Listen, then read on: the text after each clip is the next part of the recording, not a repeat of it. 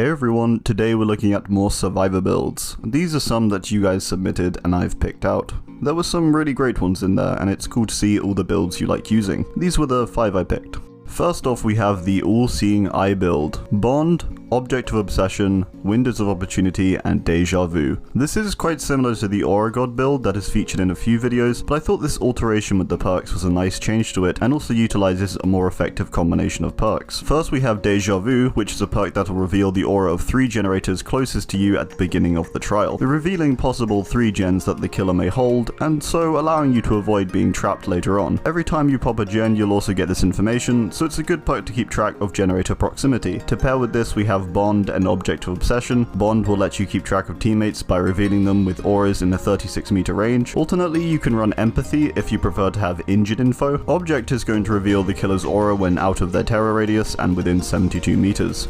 It'll also reveal you to the killer too. This perk is amazing within a coordinated team and can be incredibly effective. I would however advise you trade in the perk Alert if you're solo queuing though, as that's what I would like to consider a softer version of the perk Object of Obsession that isn't nearly as punishing. Object can lead to getting tunneled a lot of the time. Finally, we have Windows of Opportunity, which reveals window vaults, breakable walls, and pallets when within 20 meters of them. This perk is really nice for figuring out a path during a chase, with a small drawback of a 20-second cooldown. I really like this build. I've always been a fan of optimizing different aura perks to all work together, so this one's really great. The next build here is called the Killer Vision build. Visionary, Saboteur, Fixated, and Small Game. This one is a little gimmicky, but honestly it's a lot of fun to use and I really love the concept of trying to replicate what the killer sees with survivor perks. To do this we have Fixated, which allows us to see our own scratch marks, which is something the killer uses for tracking of course. It also lets us walk 20% quicker. This perk has recently been buffed too, so now it works when you're injured also. We then have Saboteur, which will light up hook auras when a survivor is picked up, which again is what happens for killers. This perk however also lets us sabotage the hooks and at an increased speed, so this is nice for some light altruism. We then have Visionary, which reveals generator auras in a 32-meter range. Obviously for killers also, they can always see generators, so now you can even the playing field by seeing them also, aside its short cooldown. Our last perk is Small Game, which will reveal totems as well as traps when looking ahead in a 12-meter range, again with a short cooldown. I thought this one was really cool to add in, allowing you to identify the killer's possessions as well as hexes and such. Overall, this build is honestly incredibly solid and a lot of fun. The no sound, no problem build. Stakeout, Spine Chill, Sprint Burst, and Iron Will. The reason why I like this one so much is because I often play without sound. I tend to have music on fairly loudly when I play Survivor solo queue, so most of the time I go off of visuals or perk indications, which is a really good way to train yourself to be more alert by the way. It's a great way to sharpen your other senses and general game awareness in a trial. This build will provide you with information and protections for not having that crucial information of sound. The only adjustment I made was putting in Stakeout instead of Diversion, as I felt it would be a little more helpful, but that one's really up to you to what you prefer. Stakeout will gain tokens up to 4 when in the killer's terror radius, each of them taking 15 seconds to get. These tokens will convert good skill checks into greats, making gens and healing more efficient. Next we have 2 perks that synergize really well, which is Spine Chill, which will light up when the killer is looking at you within 36 meters and give you a 6% boost to action speeds. This is great for pushing for gen finishes, and then paired with Sprint Burst, the second perk, which lets us run at 150% speed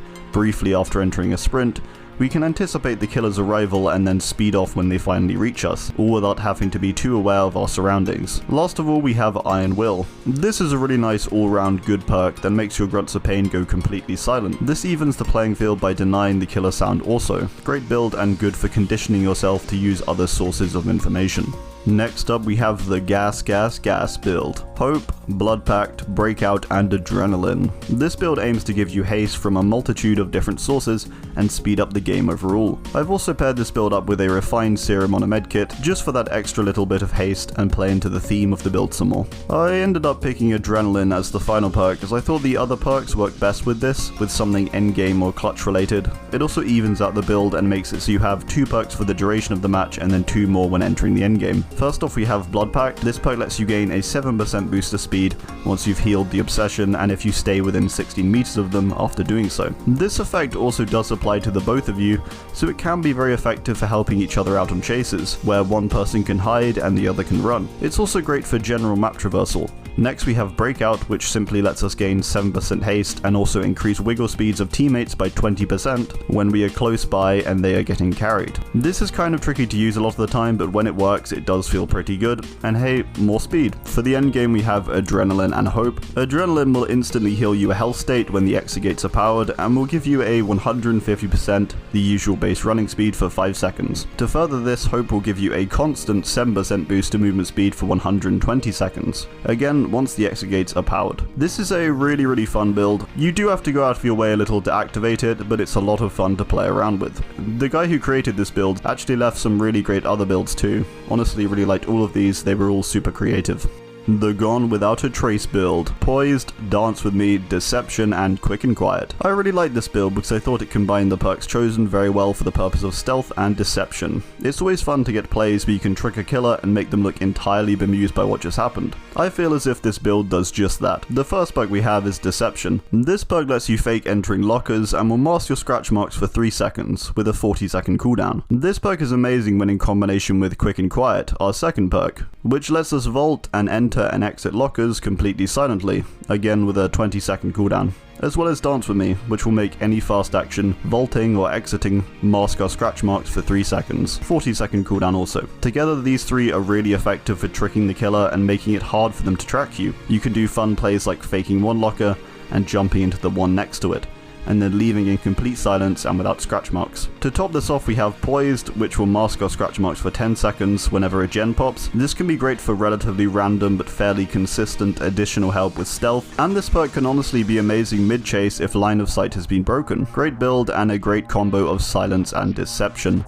So that's it for the builds, but a little further on the topic of community, I'm going to start doing some shoutouts in these videos, picking out someone in the DBD community whose content I enjoy. This will only be every 3 weeks to a month, which is generally the schedule for these videos. So my first shoutout, I want to shout out a streamer I've been watching for nearly 11 months. You can find him on Twitch under the Spooky Memes. He's trying to get to partner at the moment, so I'd really appreciate any of you going over and checking out his channel. You'll be sure to get a warm welcome and see a bunch of memes too. He streams every day from around 3 PM to 9 PM GMT I believe, and over on Twitch. I don't know how much of an effect I can realistically have, but I'd like to think if I can help a little at least, then I'd like to.